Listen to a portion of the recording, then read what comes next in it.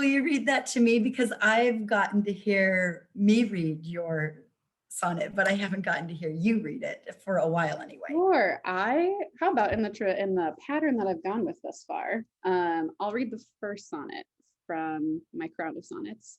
Okay. And I did not do like Marilyn Nelson did. And actually, I don't know if Denise Smith did this. I didn't title each individual poem. Did Denise Smith do that? Not in that crown, no. So I did after Denise Smith fashion of that. So the overall title is called Overripe Apples. And the epigraph under it is just a date, the 1920s through 2021. So here's the first one. Too many apples to care about one, knocked off by pickers competing to reach the sweetest bite. Mom bargains for half price a bushel for fallen ones, and we pull the radio flyer through ruts to rows of naked limbs. The full price pickers eat as they go and abandon their gnawed cores. My family combs through their ghosts to glean perfect fruit hidden among the bruised, wormy piles. Red peels stain our fingers as I chuck the ones beyond redemption down the row, not worrying about their tomorrow. A single seed is worthless unless that one uproots the whole damn tree. My family, read the line about my family, something through their ghosts. Combs. Oh my gosh, I love that word there. My family combs through their ghosts. And I see the orchard looking like the spokes of a comb with the trees. That's so beautiful. I'm so glad. Yeah, this one would, so I had read Lady Mary Ralph, I had read Marilyn Nelson's Crown, and really took refuge in the idea of like insulation, of when you want to talk about some things that like I wasn't even sure about, but there were some really soft places around the material I wanted to explore.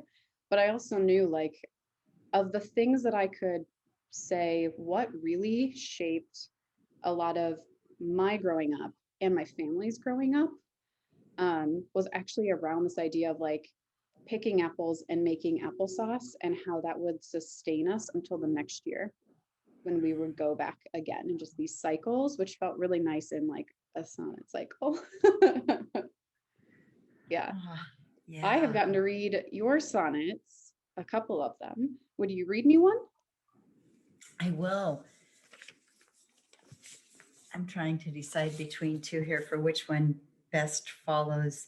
I think this one.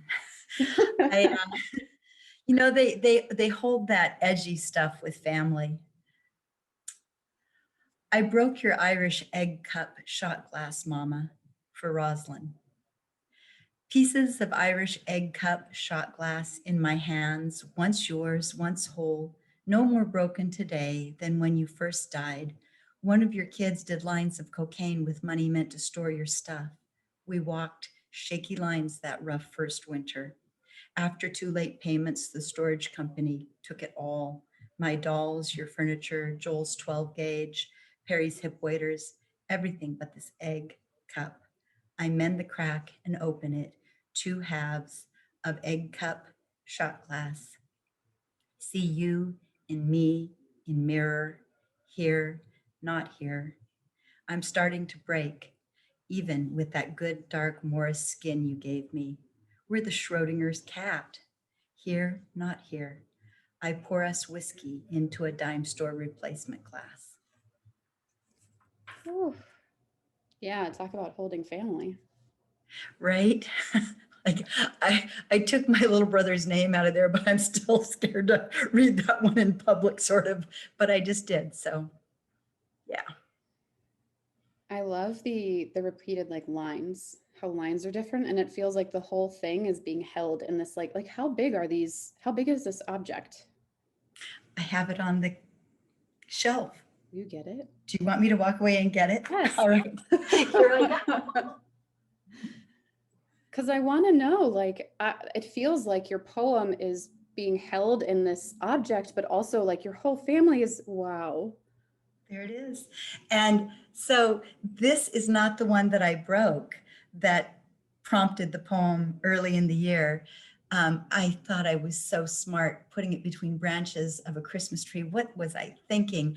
But my very good friend Whitney, I had given her the other one of mine. And when I told her I broke it and I was going to get online and that I'd seen one that looked just like this, the same thing online, she got online and ordered that one for herself and sent me this one that had been the other one of my mother's. So, and I love that it has a little crack in it, but this one's going to hold together for a while, I hope. I think so. There's so much it's holding, and that also is holding it, I hope. Exactly.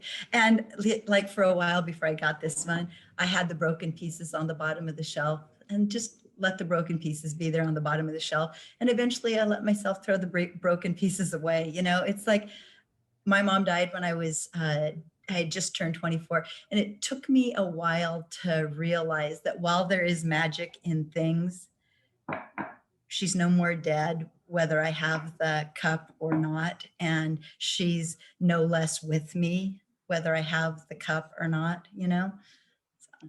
That is such a helpful reminder. What a poet. Just, you know, with recent family loss in my life, that's really helpful to know. Like, even if the objects don't remain, or even like all the other objects that were in that storage, that I'm like, oh, Yes.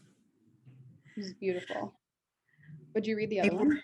Yes, I will. You I have teased to it. say, I work to inoculate my little kids when I give them, whether it's my daughter, who's now 29, not a little kid, but from the time she was little, she's like, what if I break it? What if I lose it? She had clearly vibed that from me. And whether I give her something sentimental or one of the little children from my classroom, I say, now don't worry if you lose this or break this, the magic isn't in the thing itself. It's that I love you and you can go out and find another one and it'll be just as magic. Okay, take a look at this because it is really 3 quatrains with an ending couplet thrown up to the title. So Beautiful. I can give myself permission to mess around with this whole broken sonnet idea. 3 views from a little boat, rewriting as I go. I never felt the leakiness of my boat so hard as when this baby latched on, and everything flowed in and out of me through a pinprick hole. I trembled with her trembling. She latched on like a limpet. My frame rocked a little. I began my life as a boat. You have to repair the boat while you're sailing it on the sea, of keeping mother and child alive. You have to feed the crew.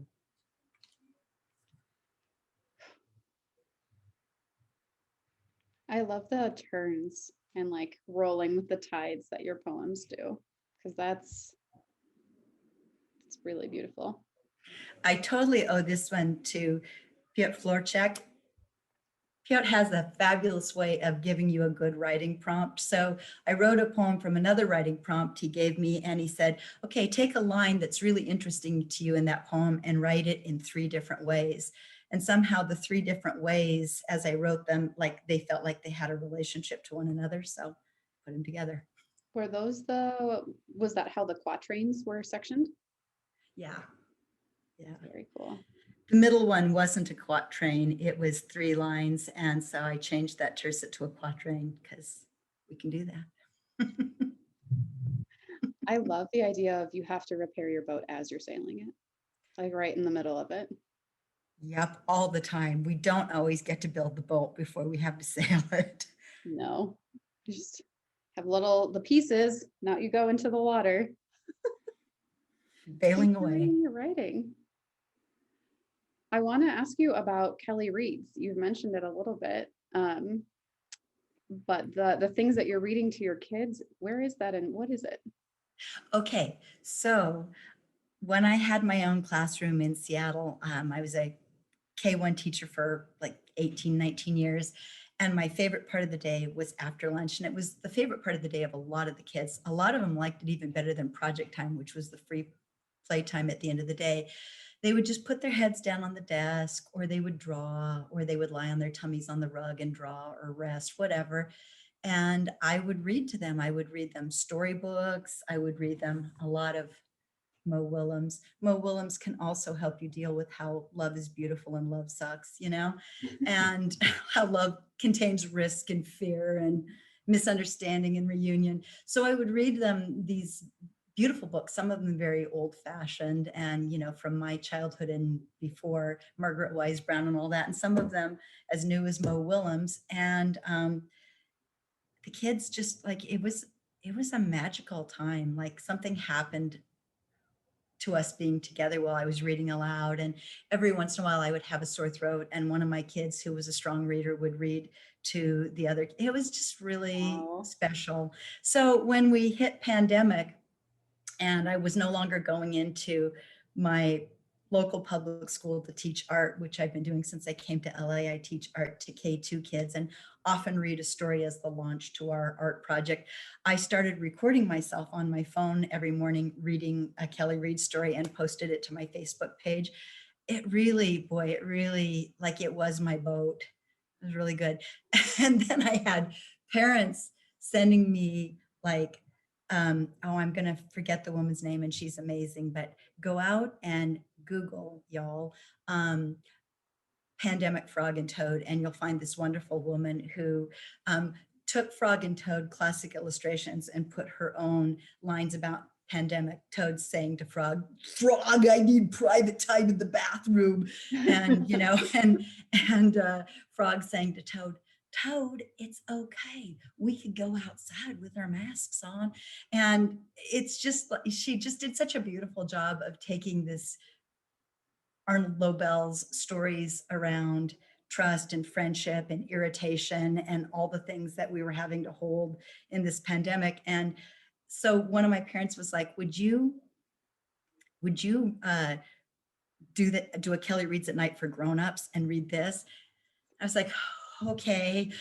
And then, I started doing it. And sometimes I'd read my own poems. Sometimes I'd take a shot and just talk about, Buffy the Vampire Slayer. It was Kelly. There was always some poem or some story, often sort of revised for grownups, that I would read at night. And it was Kelly After Dark. really nice. Kelly After Dark, the Elvira version. Kelly at Midnight. And sometimes I would read Chen Chen's poems and Dennis Smith. And then I decided that I was going to read Dennis Smith's My President to the kids during daytime. And I just took out the line about the leather daddy and the weed. And there you go. I love that. That's adults being like, I want that time too. I want that sacred special time. And there's like a way to do that on Zoom. I feel like that would be my vote. I love that. Can I hear one more of yours before we have to wander away into our day? Yeah. Thank you for asking. I'll read one more from The Crown. This one is kind of midway through. So it'll start with the line that ended the previous one.